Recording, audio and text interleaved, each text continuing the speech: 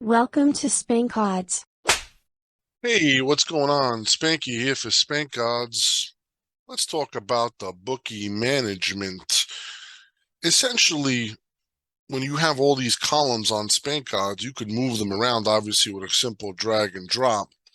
Um, However, you could also manage the columns with columns bookies. Now, the way this thing works is we have different columns, and we have a fixed column divider. So that fixed column divider essentially freezes the columns on the left. So if I'm scrolling right, notice how there's the bookmakers come and go as you go scroll right, but all these things are just frozen. And then you could just customize that as much as possible. In these columns, I have one of my columns here. I'm just to show you, I have an opening column, the Chris opener. You could change that and you could show anybody's opener if you want. Sometimes people want to look at just the first half and combine that in their view with the full game. So you could show a first half. So let's just say I wanted to just say, hey, let me look at a Pinnacle first half line right over here. And maybe I'll also look at a Pinnacle money line.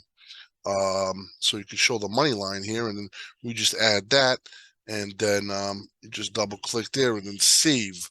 So now essentially, if I'm looking at the football, I got the Pinnacle, I got the first half line, which is not much first half, but I also have the money line, and I could see it all in one shot instead of having to change and go to a money line view and then go back to a spread view and a spread and default total view.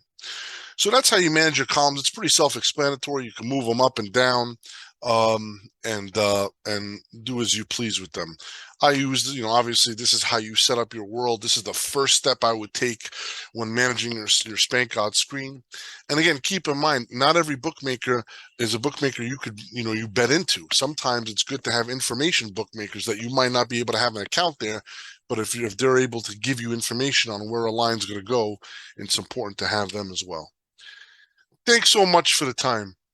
Until next time.